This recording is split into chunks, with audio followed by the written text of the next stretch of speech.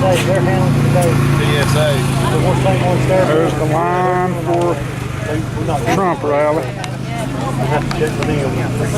Well, they work the airport. They shouldn't even be allowed to walk lot.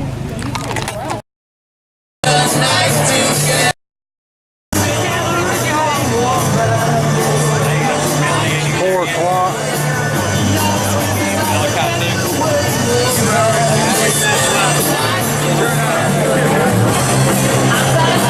Starting to fill up.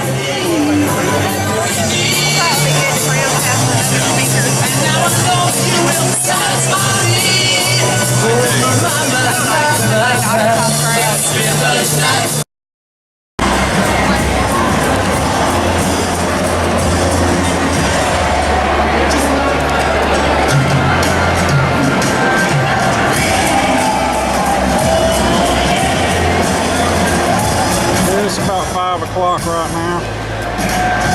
Place is still filling up. This is where I'm sitting. I got me a little nosebleed seat here.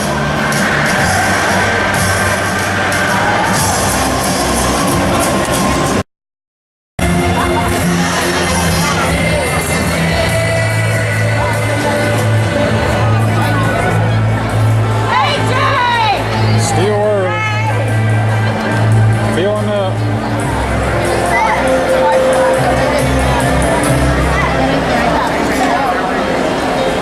The mosh pit is getting full.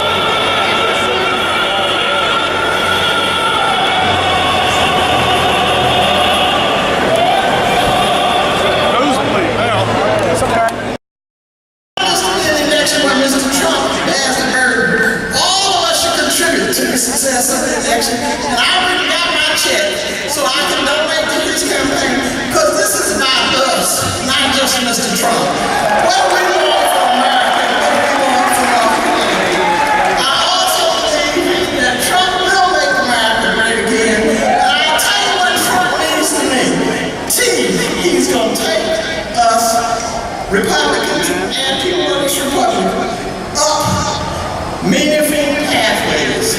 Trump.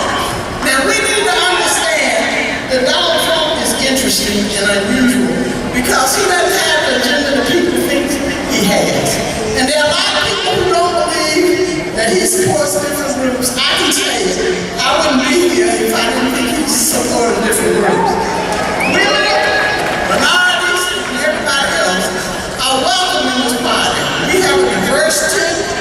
want you all in it. We are the core of the party. We are the bearers of the burdens of this party. And women are the lifeblood and heart of the party. We also believe that we are the standard bearers for America. Truth, justice, liberty, and the U.S. Constitution are pillars if we are to make America great again. We also need to understand we want a commander-in-chief who understands we cannot placate people who would destroy this nation.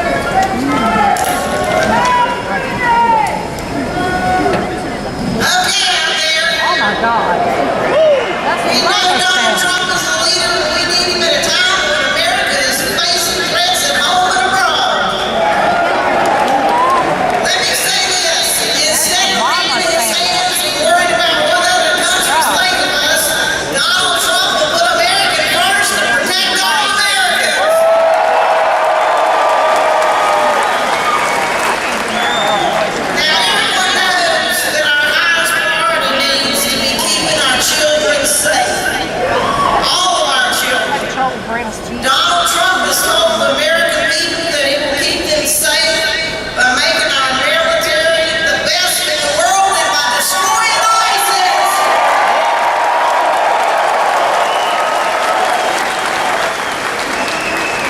We can't believe that he'll do what he says, and we need a leader who understands that accountability to the demands of the radical left make America weaker, not stronger. Hillary Clinton will lead. Why not? She'll strangle our economy with more regulations and drive our insurance prices higher by keeping Obamacare in place.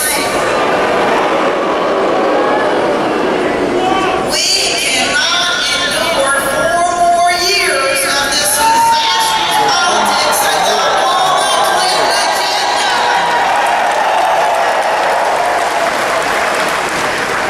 We need a strong leader who will make America great again, Donald Trump.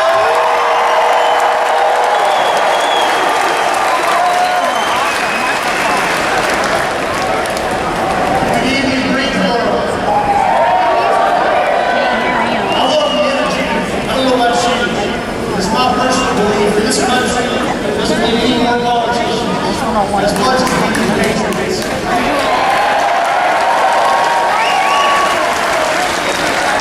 This option offered me before you today. I'm the State House representative of Pender and Western Oswego County, and I'm also the spokesman for the North Carolina Conservatives PAC. We are pleased to be here today to actually show our support for the future President of the United States, Donald J. Trump.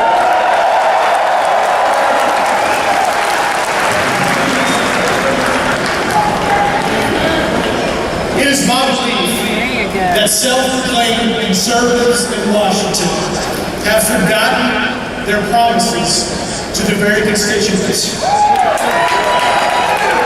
They have failed to oppose the destructive policies of our current president, and I am pleased to support a successful businessman that knows firsthand the hindrances and the challenges presented by a meddlesome and who has the ability to refocus America, to refocus our federal government back to the American people.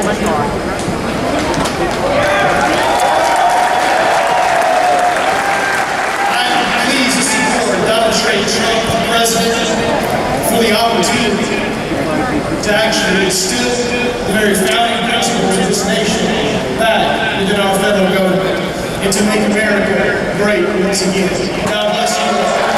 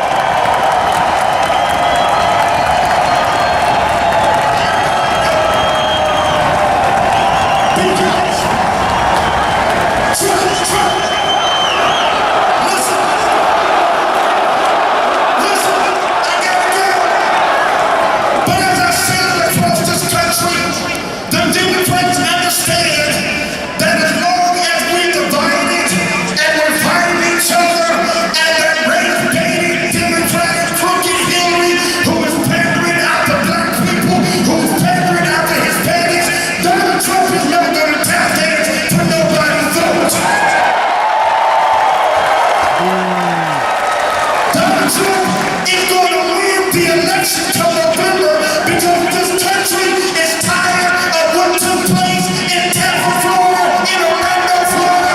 He's tired of what took place in San Bernardino. He's tired of us being weak. He's going to make this country strong, and you are going to help him make America great.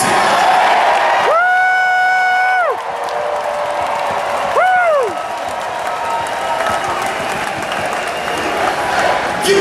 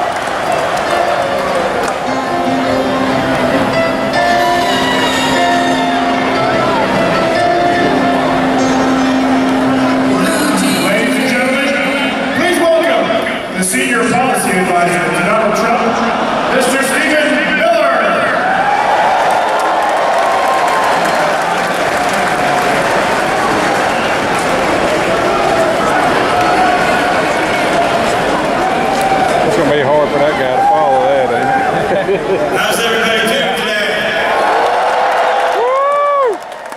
I'm going to be very brief because in just a few minutes, you're going to hear from the man who's going to save the United States of America.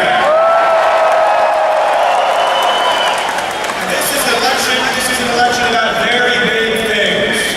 It's an election about whether or not this country has a border. It's an election about whether or not this country has wages that are rising instead of shrinking.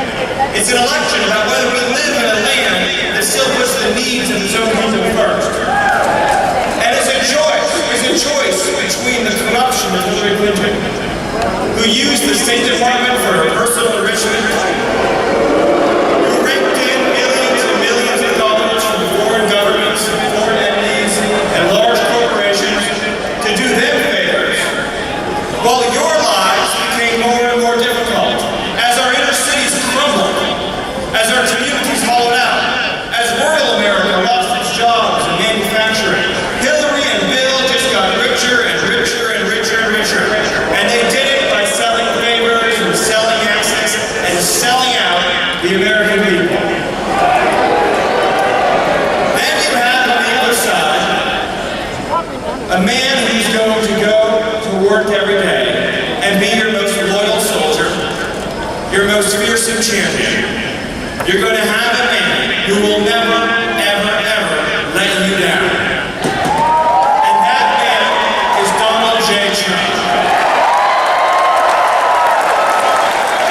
Now, in recent days, we've seen some of the most horrifying images that any of us have ever seen in our entire lives. We've seen the worst terrorist attack on our soil since 9/11. And you saw a speech Donald Trump gave, laying out his plan to keep America safe. And it is a stark and striking contrast from the plan of Hillary Clinton, who wants to bring in wave after wave after wave after wave of refugees into this country with no plan to pay for them, no way to screen them, no way to protect our schools, no way to protect our wages, and no way to protect our security. Donald J. Trump has an idea. He says, let's have an immigration system that works for Americans. After 40 years of uncontrolled immigration, Donald Trump says, let's take care of our American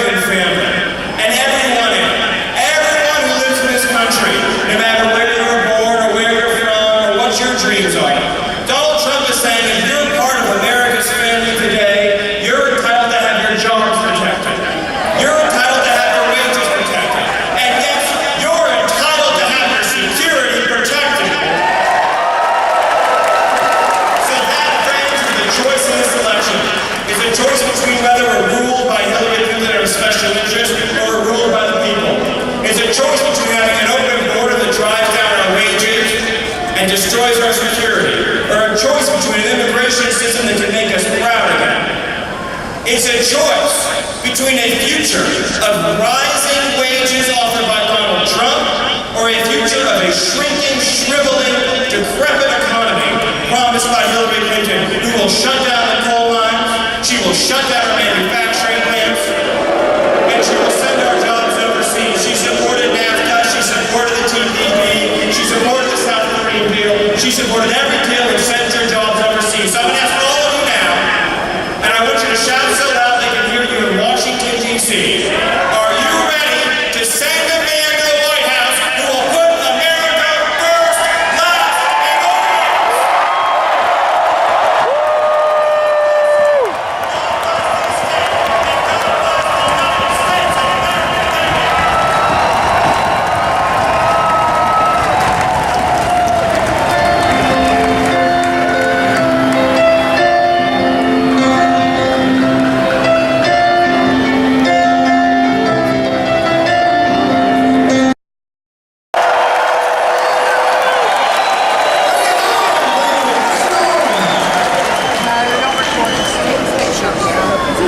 I think you've already been told about Mama Hayes, and boy, am I proud to be here, to be with you, and to be with Donald Trump. As the chairman of the Republican Party, thank you for joining us this evening as we prepare for victory in November.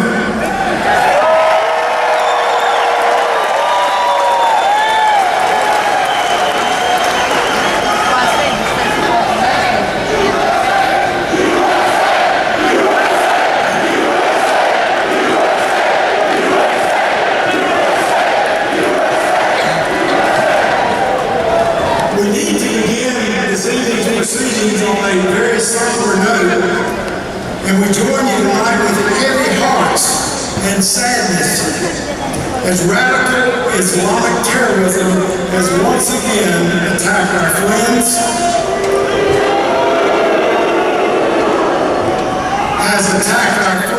our neighbors, and our country. No single party or candidate has the answer to this pure evil. For that, we must turn and look to a higher power, turn to God. And with that,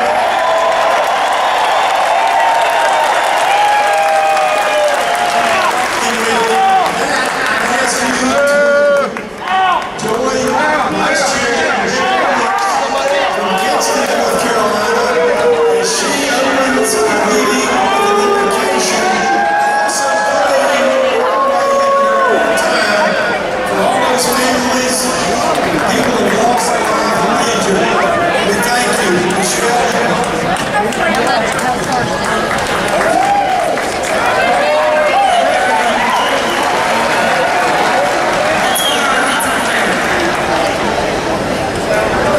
Merciful God, you know the answer to all things and provide us with all that is good in our lives. We ask you, Lord, to provide us with wisdom that we might recognize and carry out your will. We ask that you protect us in these tumultuous times.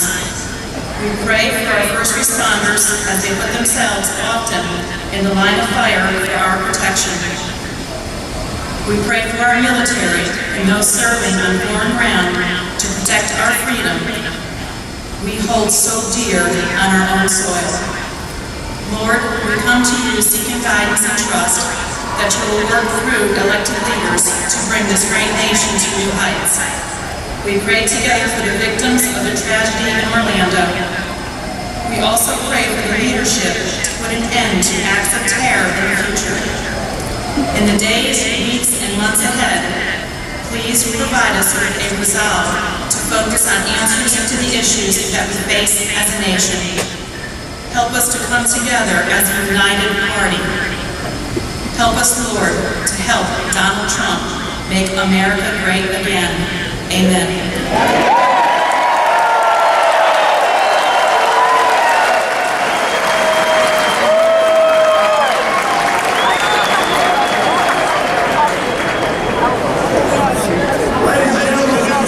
Distinct treat and pleasure to welcome next to the stage Major Kurt Cook, Army Special Forces Green Beret, who will lead us.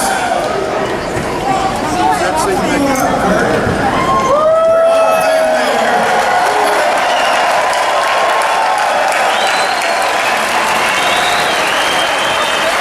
Kurt's like our special forces. Right on. Come back to the front.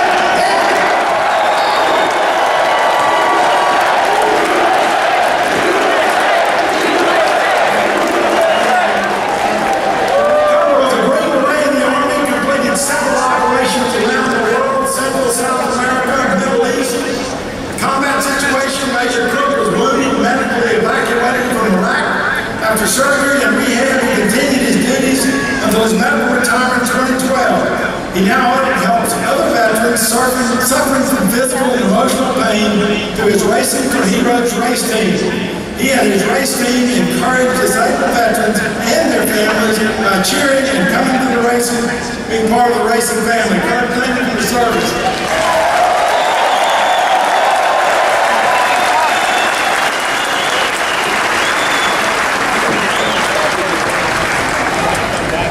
Thank you very much. Please join me in the pledge of allegiance.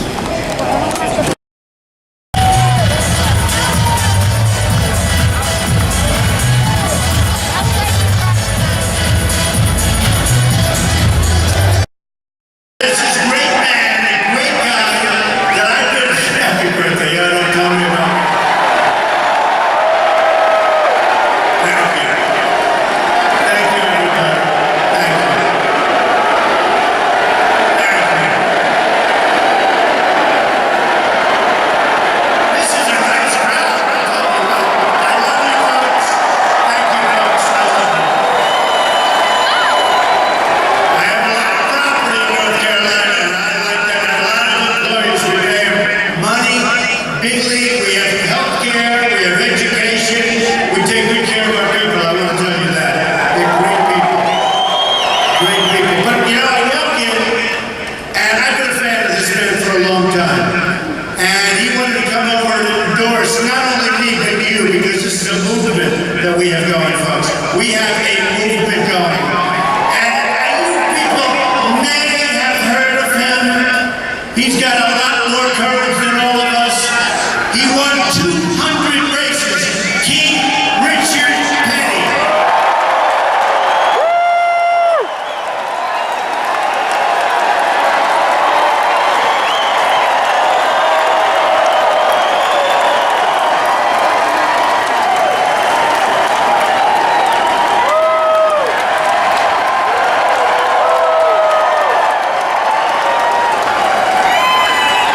He's a great guy. So I said, Richard, you want to speak? He said, no, I want to drive. He's not, now, politicians are all talk, no action, right? Richard Petty is the exact opposite of that.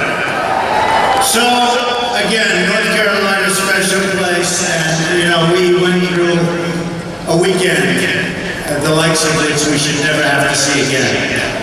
And I wrote a few things down that I want to read, because we can't let this happen anymore. We can't. We have to be so tough. We have to be so strong. We have to be so vigilant.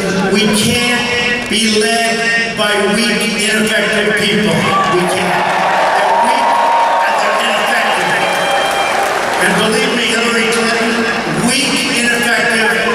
You listen to her. I don't know if you know. She has 550% more people. She wants to come in than Obama from a certain area where we just don't know what's going on. We don't know who they are, where they're coming from. There's no documentation. And the governors, I just left some great governor, including, by the way, Pat, your governor. He's doing a fantastic job. But I just left a whole group of governors, and they say these people are being put in their communities. They don't even know who they are. They don't know where they're being put. They're like being snuck into certain communities, and government and governors don't even know who's coming into their community. What a mess we have. What a mess we have. And I because normally I talk about jobs, which nobody can compete with us on jobs. Only we're going to bring them back from all these countries that have ripped us off like nobody's ever been ripped off before. We're going to bring our jobs back, and guess what? We're not going to let our companies leave anymore. There's going to be a little bit of a repercussion when they start to leave. There's going to be repercussions. But as we all know in Orlando over the weekend, a radical Islamic terrorist killed 49 people at least and wounded dozens more, dozens. It was the worst terrorist attack since September 11th and the worst mass shooting in our country's history. We want to live in a country where gay and lesbian Americans and all Americans are safe from radical Islam.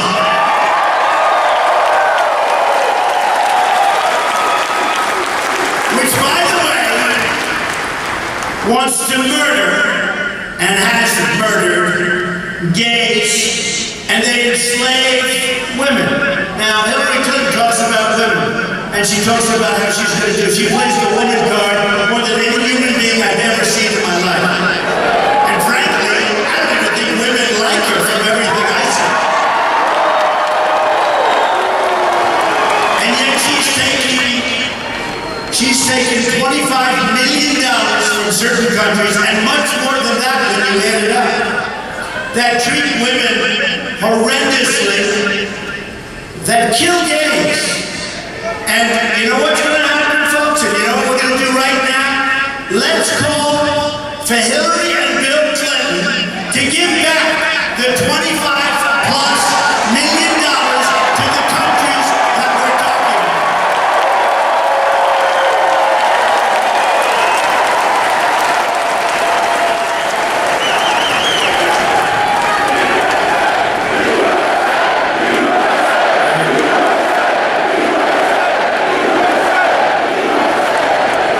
So, the killer's parents immigrated from Afghanistan. As the Washington Times reported, the children of Muslim immigrant parents, they're responsible for a growing number, for whatever reason, a growing number of terrorist attacks. The killer's Afghan father supported the Taliban, which believes in violently oppressing women and gays. Violently. We're not talking anything else, we're talking violently. Once again, we've seen that political correctness is deadly. They don't want to talk about the problem. And I watched President Obama today, and he was more angry at me than he was at the shooter. And many people said that.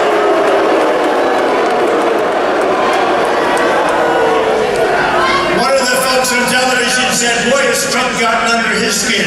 But he was more angry, and a lot of people have said this, the level of anger, that's the kind of anger he should have for the shooter and these killers that shouldn't be here.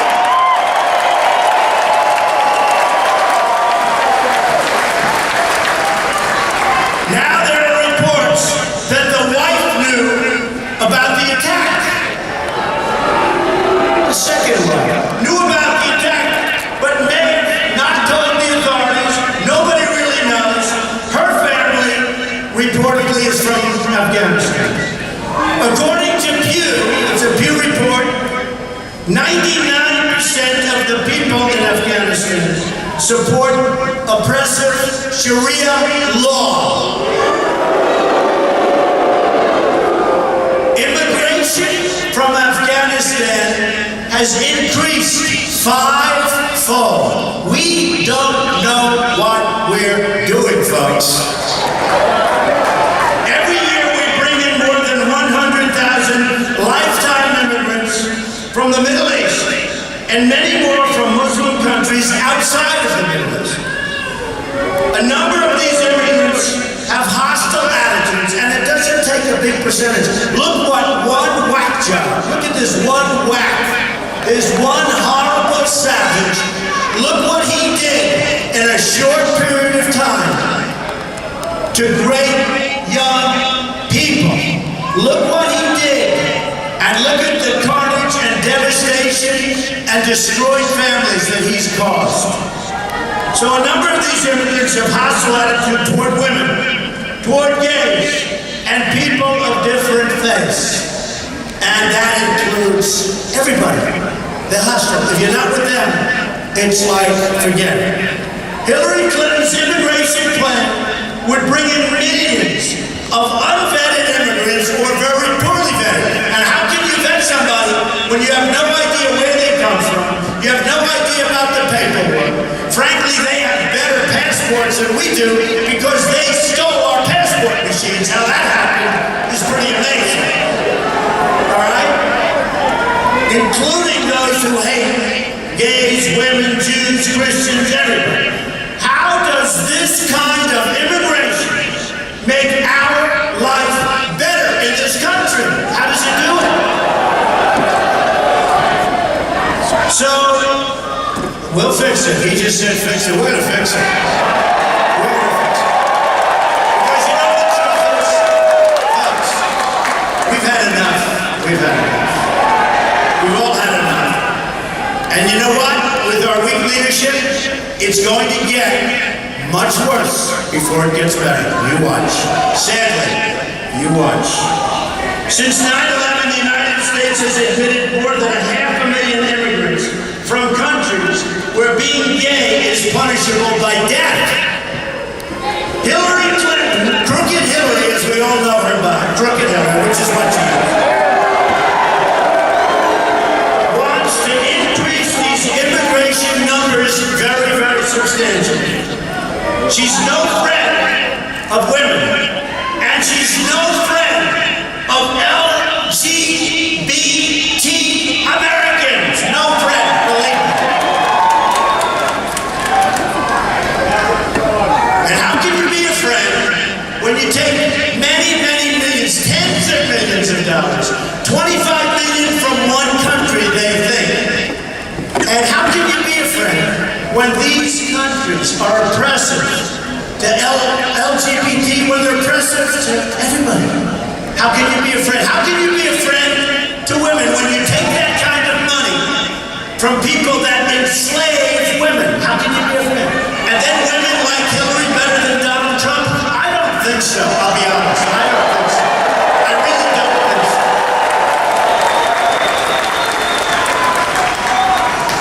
So, you know, whoever really runs your country, whoever your leadership is, says so much about the character of your country. Now, Hillary Clinton also wants, and this is amazing, she wants, and everybody knows it, in fact, they fact-checked it. I thought it was 500%, and this morning on television, they said Donald Trump is wrong. I said, oh, really?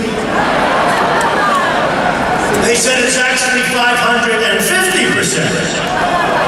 She wants a 550% increase in Syrian refugees coming into our country. Again, we don't know who they are. Where do they come from? This could be the all-time great version, modern day, of the Trojan horse, folks. Remember that. The Trojan horse.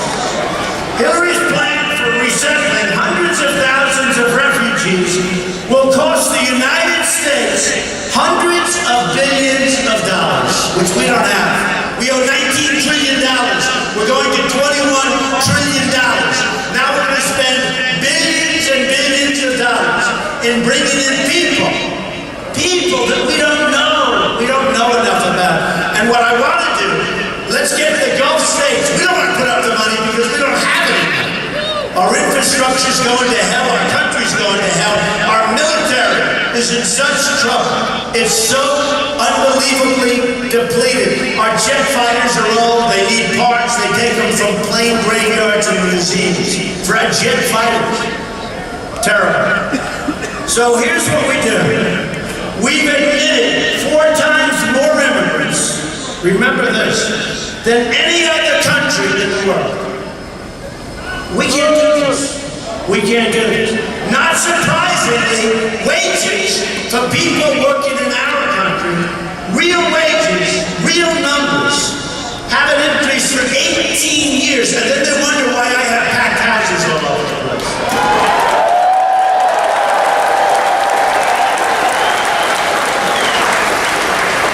Hillary Clinton just yesterday used the term radical Islam, sort of used it right to the soil. And they all said, oh, Trump forced her. I shouldn't be forcing anything.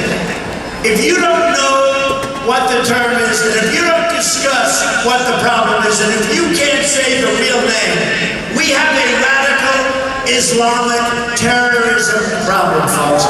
We can say we don't, we can pretend like Obama that we don't, where Obama spent a long time talking about it, and nobody at the end of that speech understood anything other than, boy, does he hate Donald Trump. That's about the only thing.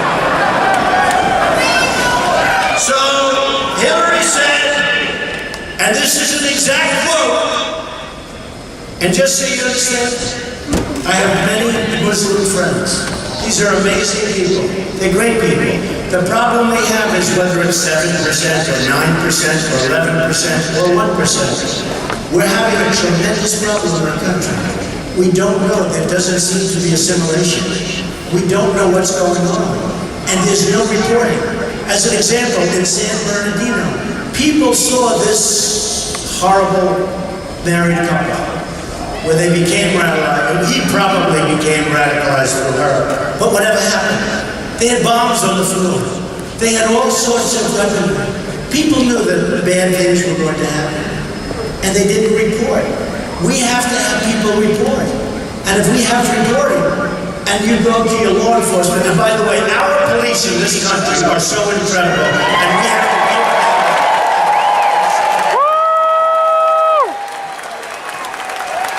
I just met your chief backstage, the Greensboro chief, and I just met the sheriff. Nobody's gonna mess with those guys. They are great, great people. The police, they've been treated terribly. They've been treated terribly. So entire countries in the Middle East living under Islamic law, and they engage in the worst kind of violent oppression, and now we have them coming into our country. So here's the story. We have a woman, Hillary Clinton. She's got bad judgment. Bernie Sanders said she can't be president because she has bad judgment, right? Bad judgment. She doesn't have the temperament. You know, she'll sometimes say, I don't like Donald Trump's tone. She always reads off teleprompters. I don't like, oh, wait a minute. Oh, yeah. I don't like Donald Trump's tone. I don't like his temperament. Let me tell you, folks. I built a great company, unbelievable company. I found the papers, they're unbelievable. These dishonest people in the back. In fact, we just took, they are so dishonest.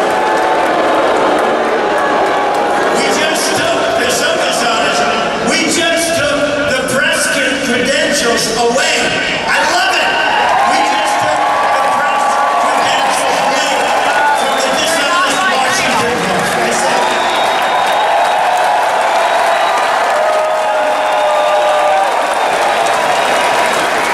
I said, why should I have people following me around, sitting up there like big shots, and they write very untruthful stories.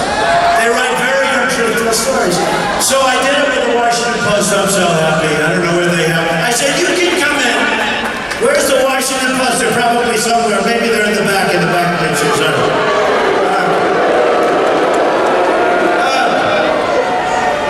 Now look, our federal authorities spend billions of dollars and deploy thousands of agents tracking and disrupting terrorist plots from people that are not really up to any good. We're going to stop it, folks. We're going to stop it. Just remember what I said.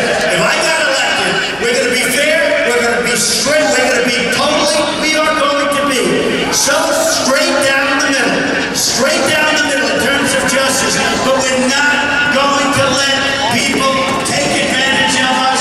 We're going to go to the movie theater. We're going to go on airplanes.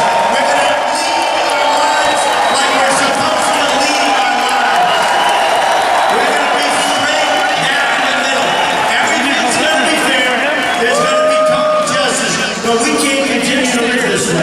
We can't continue to live this way. People are going to be afraid to go out. They already are.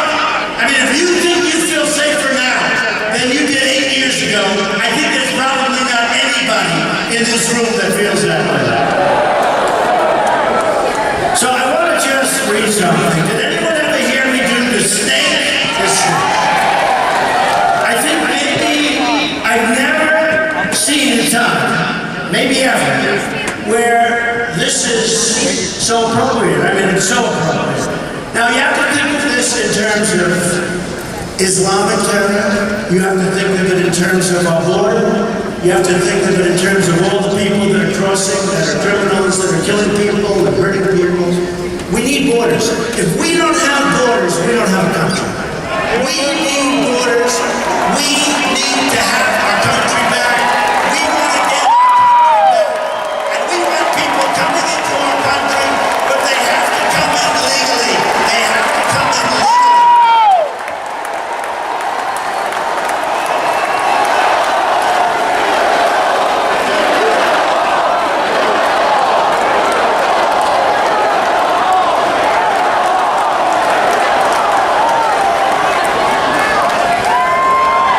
Don't even think about it. We're going to build that wall. Don't even think. And who's going to pay for the wall? Mexico. 100%. 100%. You know, when I had the debates, the big debates, right? And what did I know about debating? I've been building and employing people and building up a great company and having lots of fun. I didn't want to do this, folks. I'll tell you. I don't know about you, but up here it's around 110 degrees right now. I didn't want to do this. I would have been very happy had Obama been a great president. I would have been very happy. You know what? If he were a great president, I'm a Republican, I'm a conservative. Had he been a great president, I would have been very happy. And most of the people in this room would have been happy. But you know what? He's been one hell of a lousy president.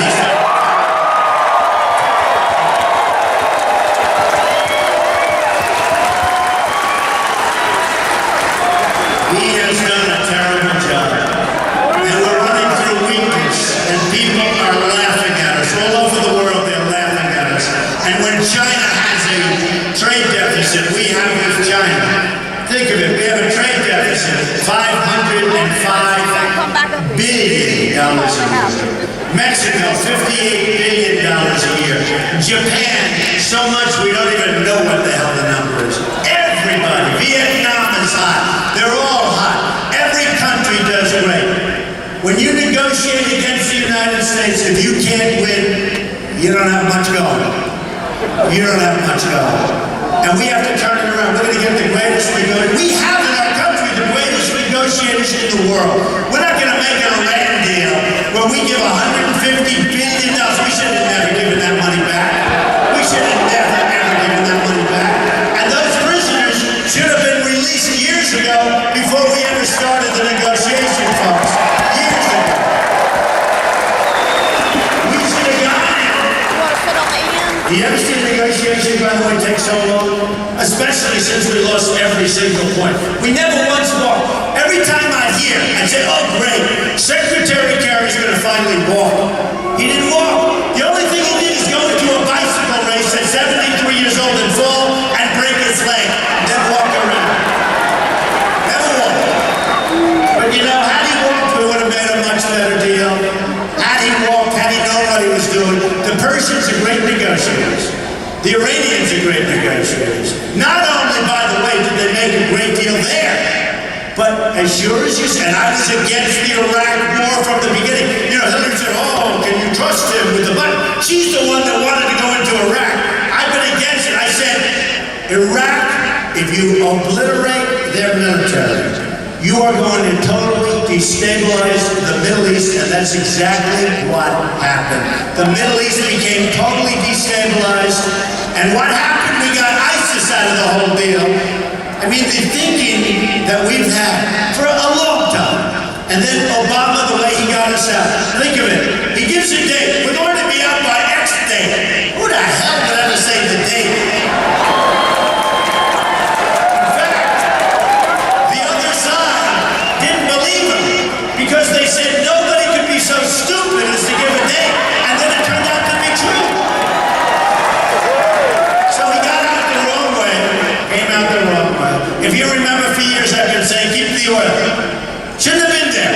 keep the oil.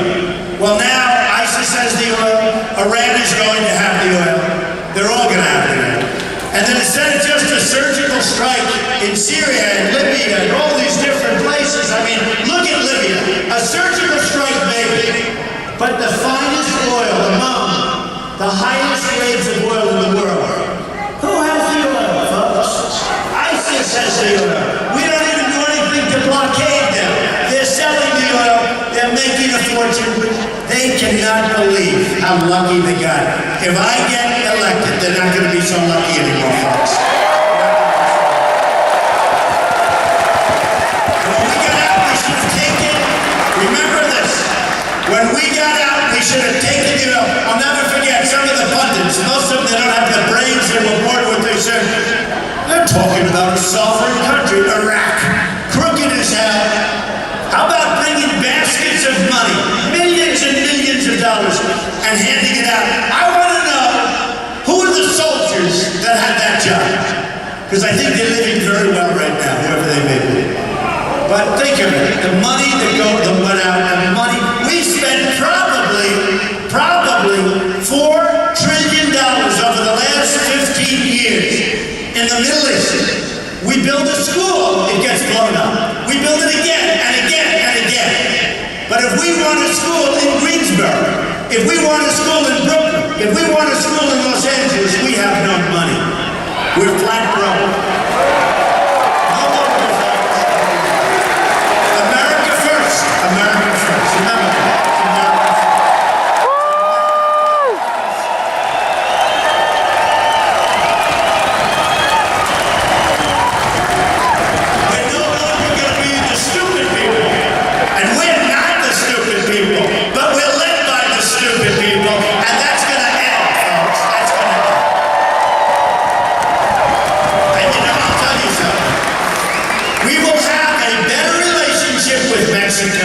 And China, and India, and Japan, and Vietnam, and all of these countries that are taking advantage of us like we're a bunch of dummies. We send in our political hacks to negotiate with the smartest people in those countries.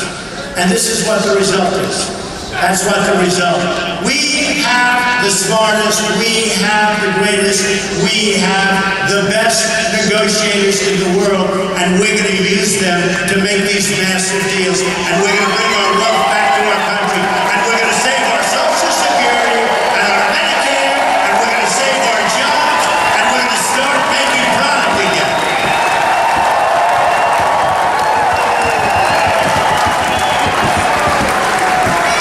I know what happened to North Carolina after NAFTA was signed. And by the way, who signed NAFTA, right? Bill Clinton signed NAFTA. So people said, oh, the economy is pretty good then, except the person that happened to follow him, and for many years thereafter, we got killed because he signed NAFTA, and our jobs and our manufacturing left this country like nobody would believe. And all you have to do is take a look at North Carolina. And all of these old places where you see the buildings today, and those people have been gone for many years. That was NAFTA that was signed by Bill Clinton. All right. So, are you ready? So this is called the snake, right? Al Russell, great Al Russell. And it's really sort of amazing because it just works. And what you have to do is think about what we're getting into. We're letting in hundreds of thousands of people into our country. We don't know anything about it. We do know, though, it's going to be trouble.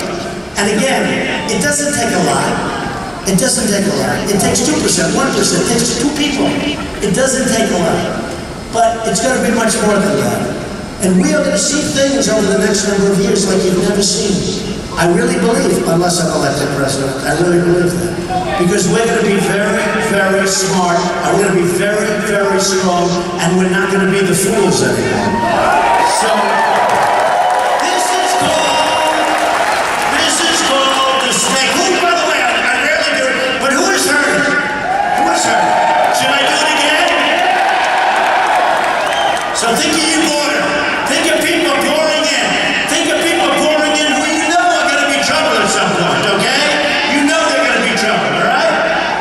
Okay, that's good.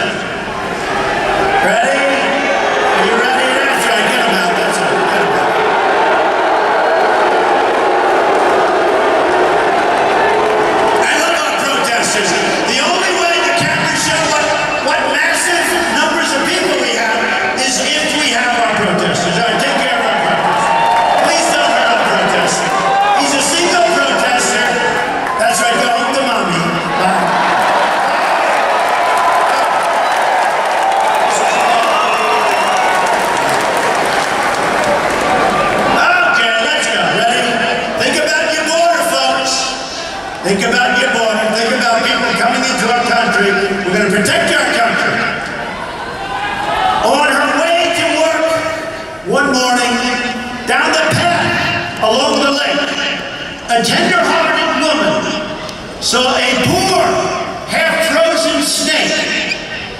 His pretty colored skin had been all frosted with the dew. Oh well, she said, I'll take you in, and I'll take care of you. Take me in, oh tender woman, take me in, for heaven's sake. Take me in, oh tender woman, sighed the broken snake. She wrapped him up all cozy, in a curvature of silk, then laid him by the fireside with some honey and some milk. Now she hurried home from work. That night she soon arrived.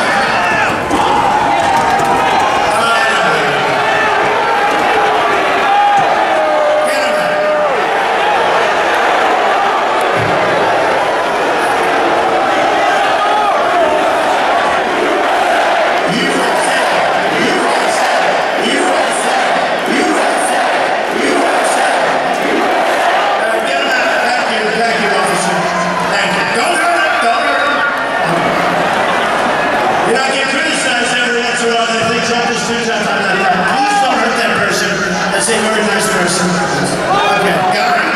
Yeah. All right, good. Now she hurried home from work that night. As soon as she arrived, she found that pretty snake. She'd taken and it's been revived. Take me in, oh tender woman, take me in for heaven's sake. Take me in, oh tender woman, sighed the broken snake. Now she clutched him to her bosom. You're so beautiful, she cried. My gosh, you would have died. She stroked his pretty skin and then she kissed him and held him tight.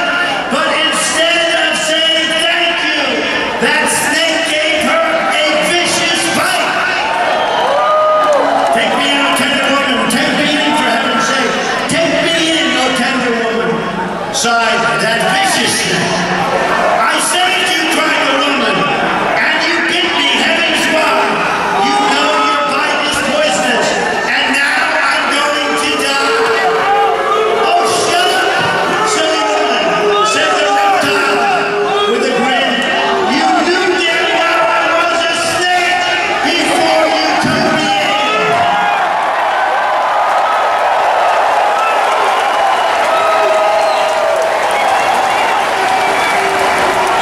So folks, I mean, we know what we're getting into, and we keep doing it because we don't learn. But we know what we're getting into, and we can't let it happen. We can't let it happen. So when I started on this class,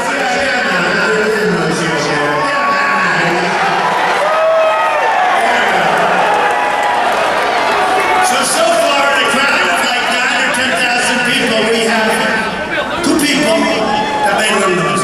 Front page of every paper, drunk rally. Let me tell you folks, my rallies are the safest place on earth. They're safe.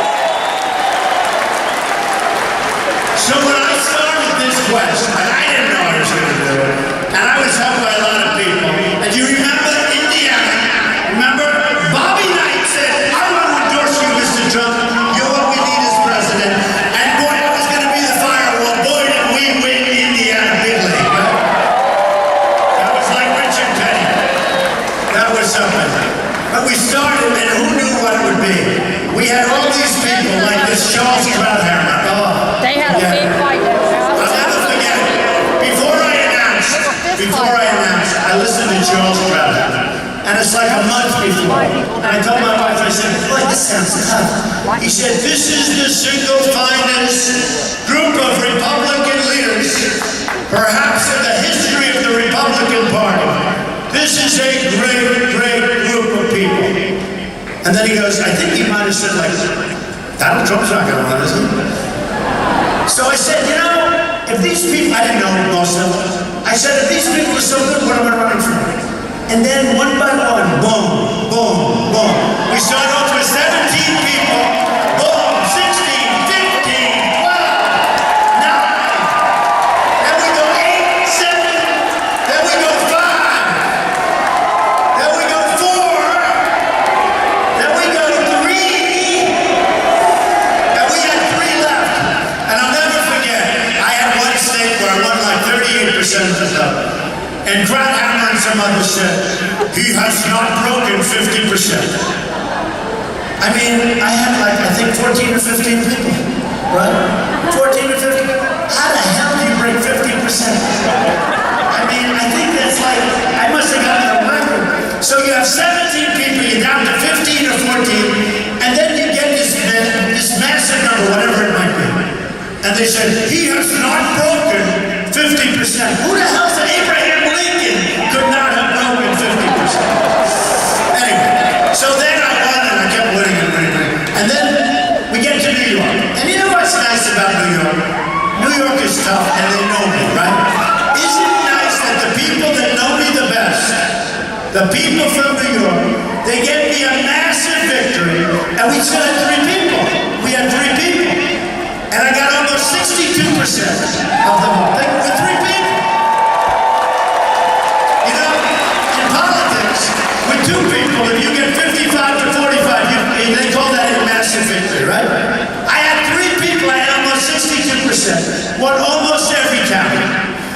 But before that, I had Florida. You remember Florida, right? So Florida, and I was against Marco Rubio, sitting senator, and very, very, very low energy Jeb Bush, right? I only say that because he signed the pledge when he has an endorsement. I don't really want his endorsement, but you know what, folks? When you sign a pledge, you're supposed to live up to the pledge. Even if you don't like Donald Trump. I mean, he's got good reason not to like me, I guess. Don't forget, he raised in his fund, his PAC, $168 billion. So think of this. I spent the least, and I got the best result in the landslide. Isn't that what you want? I spent the least, and I got the best result. I remember New Hampshire. I love New Hampshire. New Hampshire, in fact, I just gave, yesterday I was in New Hampshire, gave the speech on what happened, this horrible, horrible weekend in Orlando.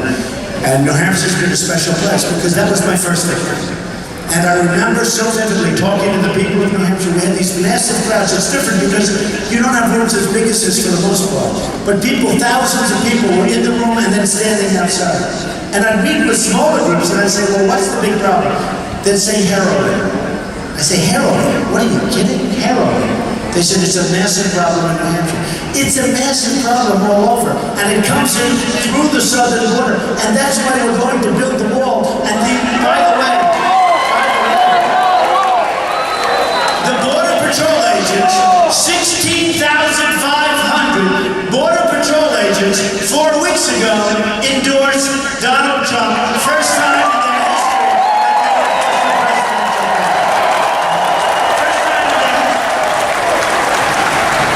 So I'll never forget.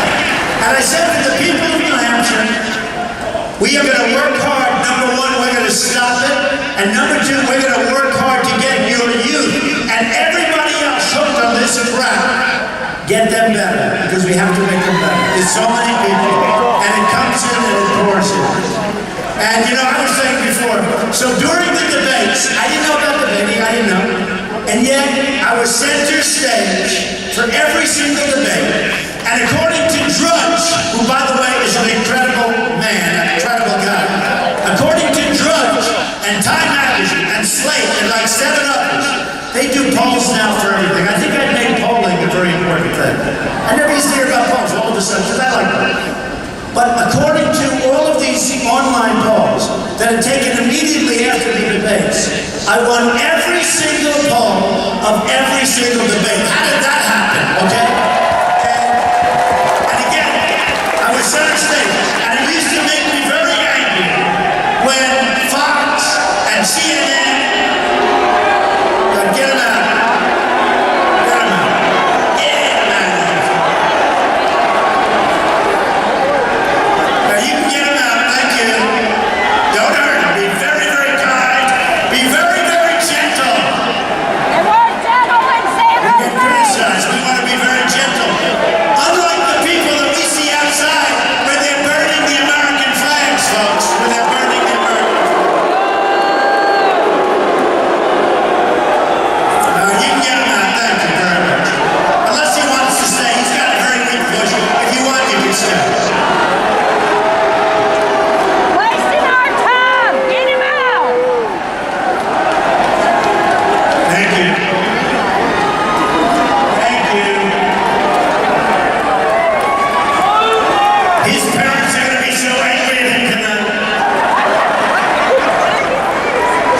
center stage, and I was a little bit upset, whether it be Fox or CNN or any of them, ABC. I said, look, if I'm center stage, the only thing I ask for, I want an odd number. I don't want an even number. Because if it's an even number, we have two people center stage, and that's not fair. So I thought, but you know what I've done? I've done something because I am the messenger. I don't even want to say the leader of this group. We have this all over the United States, wherever we go. We went to Dallas. We went to 35,000 people in Mobile, Alabama. No matter where we go, we have the biggest crowds, far bigger than Bernie Sanders, who was, by the way, but we have the biggest crowds, and what I am is the messenger. We have got a movement going, and it's a movement based on taking our country back and running our country intelligently, smartly, and being respected. Because we're not respected right now by anybody. We're not respected by anybody. So I'm running against a person that I think is totally unfit and totally unqualified. And Bernie Sanders said this, totally unqualified to be president. Now, a new book just came out by the Secret Service, the person that was with her. You have to hear what he said. I mean, I hope the book sells. I'm sure the mainstream media won't be writing much about the book. But it's a new book. And it says she doesn't have the judgment, she doesn't have the character, she was like a screaming maniac. Folks, we would be making one hell of a mistake. I'll tell you what, if Hillary Clinton becomes president, I don't know that our country will ever come back. I mean it. Now remember one thing, it's so important. Justice Scalia, who was a great guy, he died unexpectedly. So we have one slot already. And if liberal Democrats get in and put the people that they want in there, it's a whole different world, including guns, by the way. You can forget about your guns. You can forget about your guns. The NRA endorsed me. The NRA a few weeks ago endorsed me. I believe it's the earliest endorsement in the history of these races.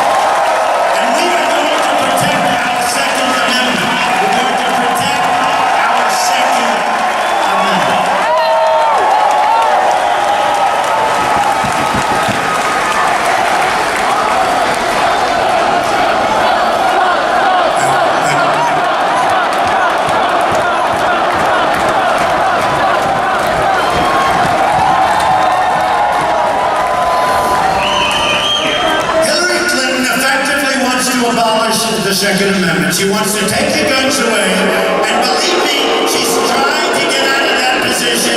Take a look at what she said. Just like what she said before I went to West Virginia. A few weeks before, she said, we're going to take away the mines, and we're going to take away the jobs from the miners. How about that for brains? And then 4 weeks later, she's in West Virginia, and she didn't register too well there, folks. We're going to bring back our miners. We're going to bring back our jobs into this country. We're going to bring back our jobs into this country.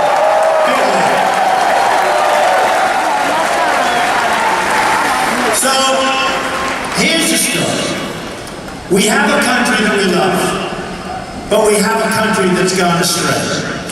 We don't win anymore. We don't win with Sergeant Bergdahl. Remember Sergeant Bergdahl? We get Bergdahl. This is a typical Obama trade. I call him the 5-for-1 president. We get Bergdahl, and they get 5 of the worst killers that they've wanted for 9 years, who are now back on the battlefield, trying to kill everybody, including this group right here. We're not going to let it happen, folks. We're not going to let it. This is the deal we made. And by the way, probably 5 and maybe 6 people, wonderful young military people, were killed looking for Bergdahl after he deserted, okay? Think of it. Now, in the old days, you know what would happen to him, right? Quickly. In the old days. 10 years ago, it wouldn't have been pretty, but he would have lived. And today, they're talking about maybe nothing's going to happen to him. we've come. This is where we've come to.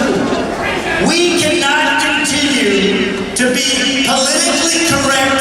We cannot continue with this. What's happening to our country is devastating, folks. It's devastating, and it's embarrassing, and our lives will never be the same. That's why what we have to do is in November, we have to get out and vote. And this state's looking very good. I have to tell you, North Carolina, we're looking very good.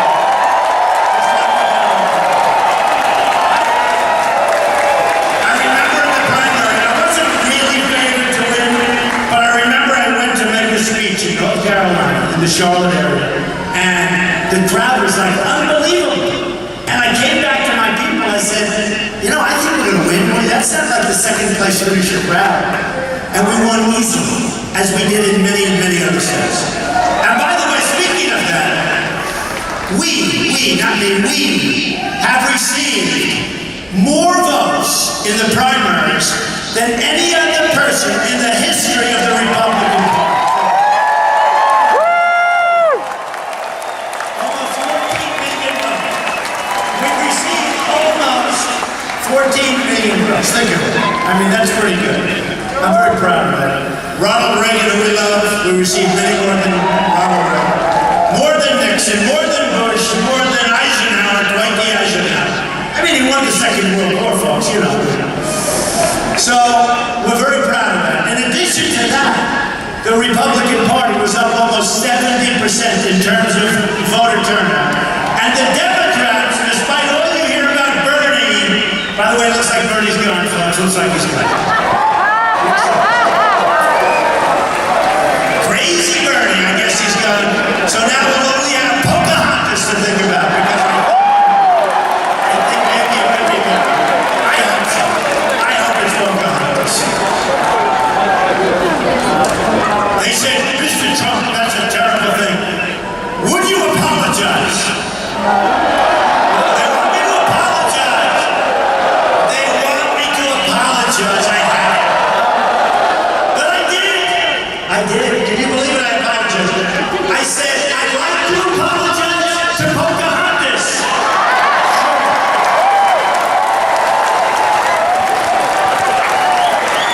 The great Pocahontas. So, folks, we have to win. We don't win anymore. We don't win on trade. We don't win with the military. We can't beat ISIS. We don't win anymore. We're going to start winning like you've never seen before.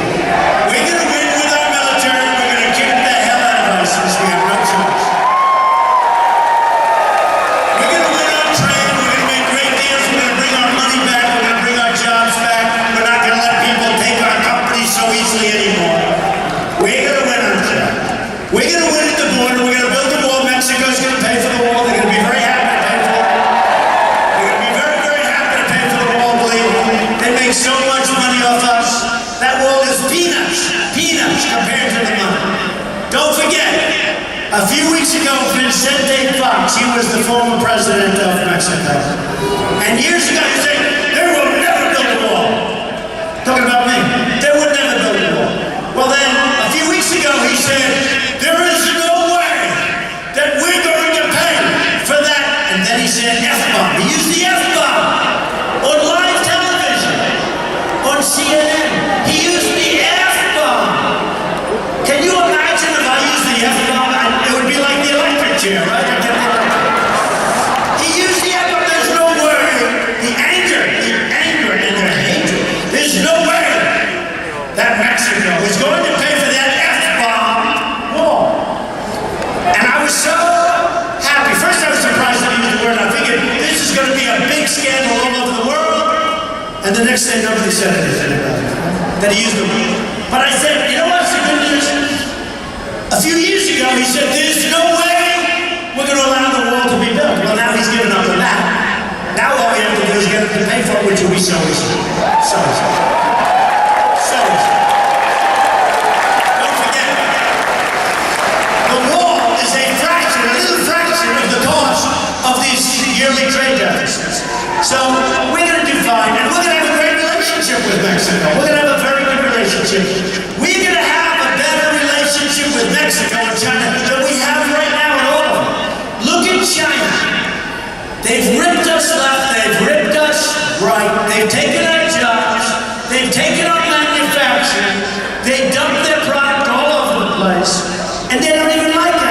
And what do? They go to the South China Sea, and they build one of the great and big fortresses in the world. That's supposed to be doing them, folks. They have no respect whatsoever. Nobody respects our country. So here's the story. We're going to win with our military. We're going to win at the border. We're going to win at trade. We're going to save our Second Amendment.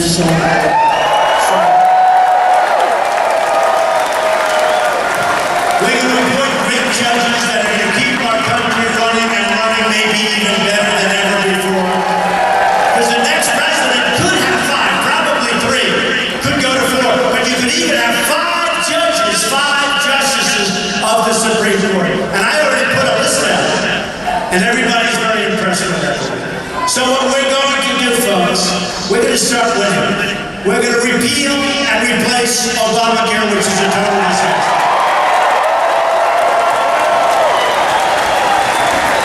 And if you look at your premiums, and if you look at your deductible, it's so high that unless you lead a really long, horrible death, you're never going to get to use it. The deductibles are so high, it's a disgrace. Obamacare is a major failure. We repeal it, we replace it. We repeal